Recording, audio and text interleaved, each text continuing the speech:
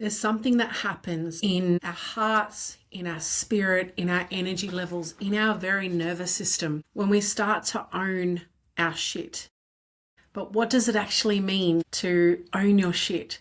What does it look like on a practical sense? And with everything else going on, why do we need to own our shit? We are, as of this recording, it is the 19th of December, 2025. And I have been talking for the last 8 weeks to 6 months about moving from survival to sovereignty. No more survival is a season, not a life. Refusing to model burnout as a way of leadership and self-abandonment as a way of love. And shifting from crisis and chaos, from survival mode into sovereignty. And I realized I was jumping too many bridges in talking to you about it. And I was as much talking to myself. And today, what I'm talking about isn't from things that I've already done. I've done amazing things and have an amazing resume. And if you don't know who I am, you can go and Google my name, Shantelle Thompson, or the Barkindji Warrior. And you will find the first 3 to 10 pages of Google about who I am and what I've done to date.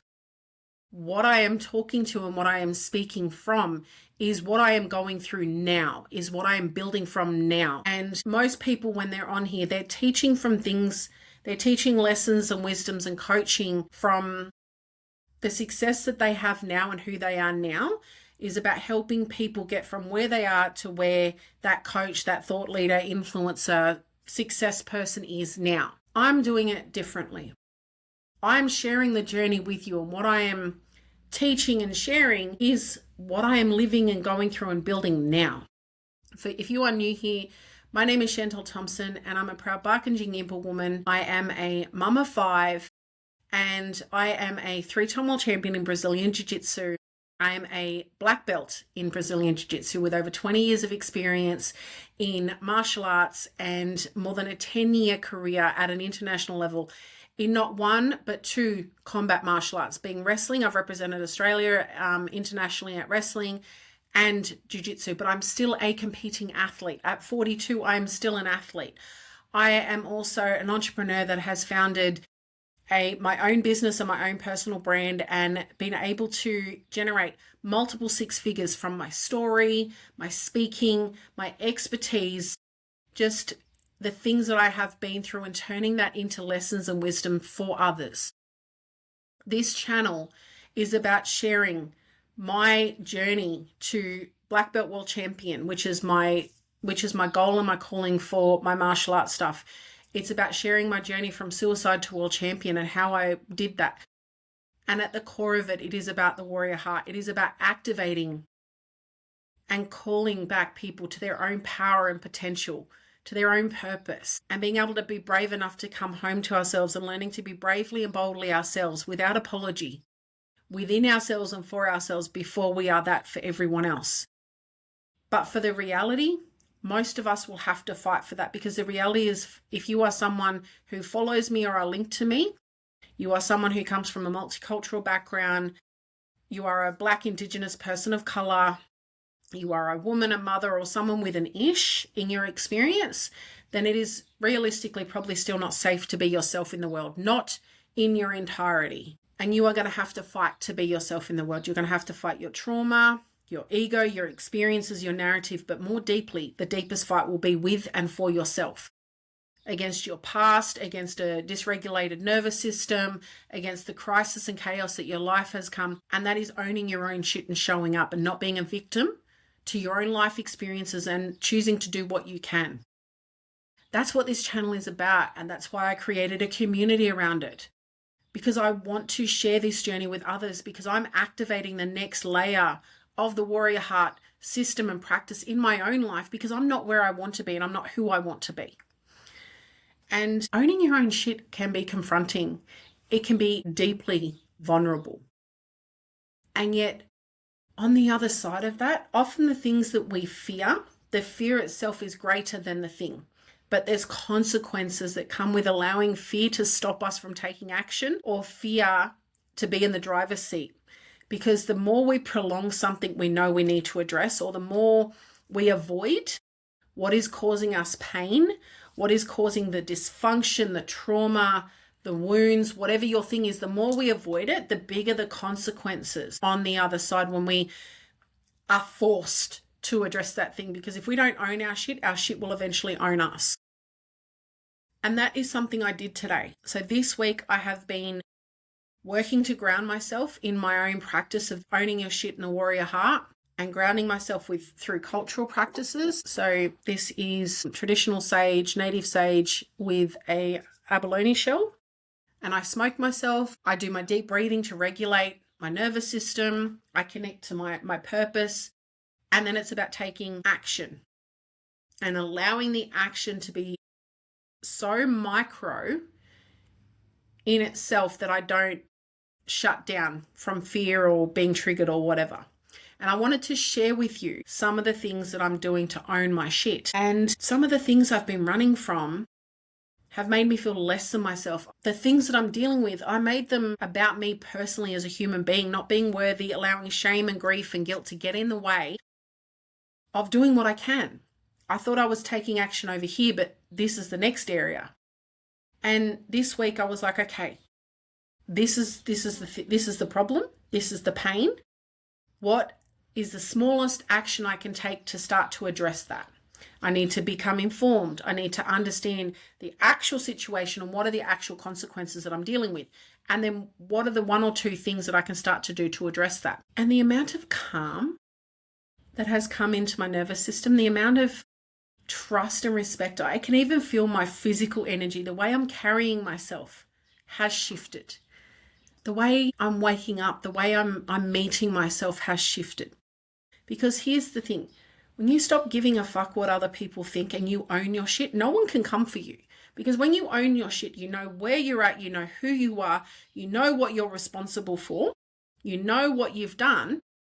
There's nothing anyone can hold over you. You might still feel shame and guilt and vulnerability and all those things, but at the bottom of it, when we are in our heart and in our truth, and we can manage our ego and we can manage our trauma and meet ourselves there, but we align our actions and our thought process and our identity to our heart and our truth and our power, it just shifts the whole universe. It shifts your whole world. So this week, I have been sitting back and making some life-changing decisions because I'm like, I am not leaving 2025 like this. I flat out refuse. I'm not focusing on 2026. She's not here yet. 2025 is still here and we still have business. I am not going to end 2025 going, this is the hardest year. This was a shit year. There were shit moments and hard moments, but I flat out refuse to label a day a hard day or a shit day, a month, a week or whatever. Unless I'm dead or someone's died or something, or life-altering news that just, yeah, okay. But even in that, I'm still here. I'm still breathing.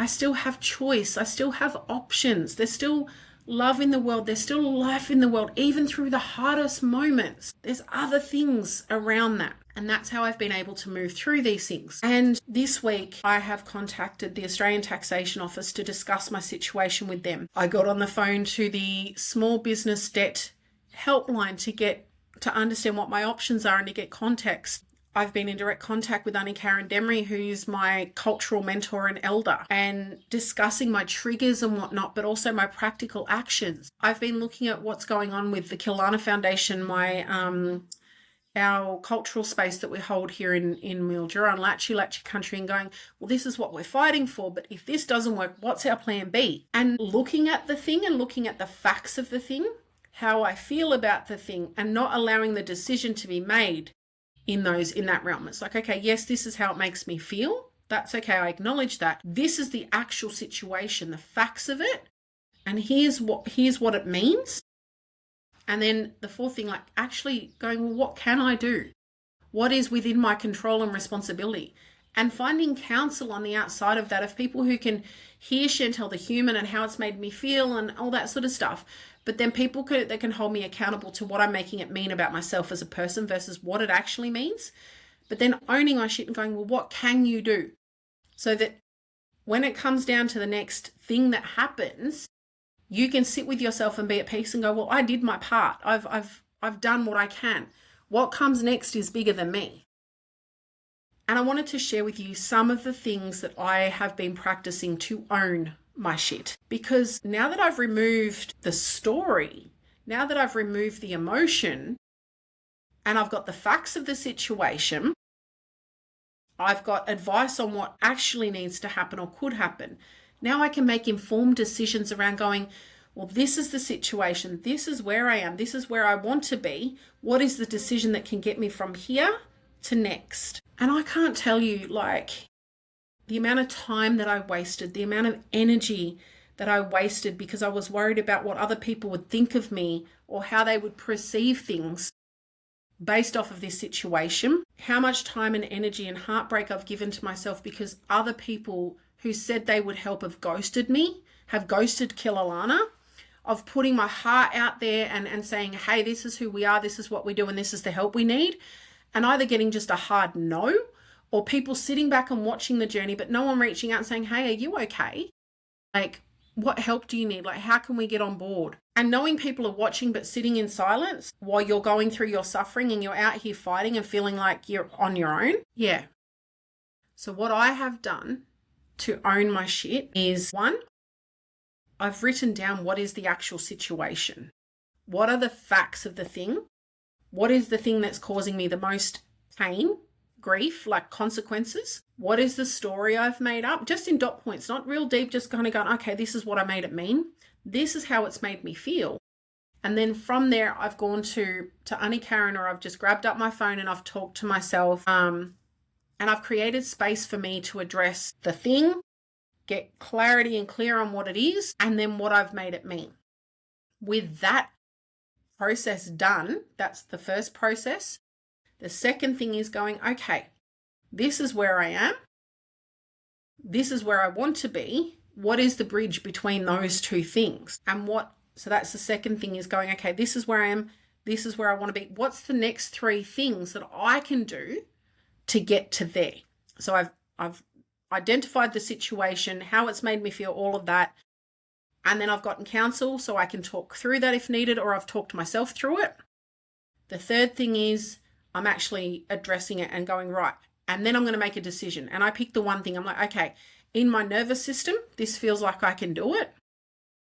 This feels aligned energetically, but it also looks like it has the greatest potential to create change. And then the fifth thing is I take action. And just the flow on of going, okay, the weight, because I'm not dealing with ambiguity. I'm not dealing with a story in my head. I'm dealing with facts and I'm taking action. The emotion is there, but I've dealt with the emotion. I've met it. And then I'm getting up and doing something to help myself, to work towards my dreams. And I'm going, you know what? I'm doing the thing. And I'm letting go of the perception of what it should look like, and I'm accepting it for what it is. And grounding myself in purpose and intention, but also responsibility, has been so powerful. And going, okay, that person doesn't want to work with me. Those people are just sitting back and watching. Take it all in. It is what it is. It's facts. Write it down. Let it go. It's freed up so much space and healing and joy. And dancing like people are watching and like I don't give a fuck has been just, my joy and my energy have just gone up 100-fold. Like, I am not kidding. Just in the last week, the physical circumstances haven't changed, but who I see myself as in those circumstances and doing what I can and going, I am answering my own call for help. Whatever else comes next is something I can respond to. I'm not making it about my identity. Has been just life-changing. So if you are in it, if you are in a situation, look at where you're making it about your identity and where you are looking at making excuses for not taking action because you're triggered or you're making yourself a victim to your circumstances. This is what it means to own your shit. And it can feel really scary and vulnerable and traumatizing. The grief and the shame is very real. But when I realized that grief and shame was getting in the way of and contributing to my circumstances, was contributing to me staying stuck and broken, I was like, this was my animation, my Dragon Ball Z moment. This was my Naruto moment for those that are anime fans. This was my Barkindji Warrior moment. I am the Barkindji Warrior. I am a black belt. I am a world champion. I'm an entrepreneur. Now it is time to be those things and become them. So for me right now, I'm reintroducing myself into the world and my work like no one knows me. So it's going to be everywhere. It's not about this person's not responding. None of that. It's like, until I get 1,000 no's, this is the direction we're going in. And I'm just reintroducing my work into the world and letting go of ego and attachment to who responds. There's 8 billion people in the world. My work is bigger. My purpose is bigger than this small circle that I've made it mean about. If this person doesn't want it, if you ask for help and those people don't get on board, have you cried, vent, do what you need to do, and then get the fuck up and move on, because this is getting in the way of your money. This is getting in the way of your future. This is you leaking your power and potential. Do what you can with what you have. Those that want to walk with you, they will. Those that want you in their life, they will show up and fight for you. Allow people's actions to speak for them. Allow your dream to speak for it. Let go of an attachment to how it should be. Let go of an ego of going, this is who I have to be for this to work, and attaching your worth to something. You do not need to you do not need to earn love. You do not need to earn your dreams. You do not need to earn the right to be well and healthy and wealthy and safe in your own life and in your own home and in yourself. You have the power and the potential to shift that. Whether you choose to do that is another thing. And I am bringing you these teachings. I am living this out in action in real time. The lessons and the questions and the stories that I'm bringing you are because this is what I'm experiencing in real time. This is what I'm building from. Yes, I've got these amazing things, and I'll start to teach from those perspectives of how I went from suicide to world champion will come out in my book. How I built a multiple 6-figure business. How I became an entrepreneur. Like, these will be things that I'll be sharing, but for here and now, owning your shit isn't something that I'm on the other side of. It's something that I'm doing. And I'm sharing that with you as I'm going through it. If this has resonated with you in some way, please leave a comment. DM me if you Warrior Heart, if you want to know more. Let me know if you have any questions about jiu-jitsu, about business, about the things that I'm working on, about being a mother or an Indigenous woman. And I will start to create content around that. But this channel is dedicated to me documenting the journey as I go to become a black belt world champion, documenting the journey as I build out my business foundations and relaunch my personal brand into the world. And this is me bringing and activating the warrior heart through my life experience and documenting that journey and creating a global movement. Big love. This is Shantelle Thompson, Barkindji Warrior, Warrior Heart. Come and join my community over on School. Hit like and subscribe wherever you see this, and comment Warrior Heart or send me a DM on any of the platforms, Warrior Heart, and I will send you some more information of how you can get involved, how we could work together, or how the Warrior Heart can contribute to your transformation, to you coming home to yourself, and to you being brave and bold enough to be yourself in the world without apology, for and by yourself first, and allowing that to be the way that you show up and serve the world and those that you love. Big love, you mob.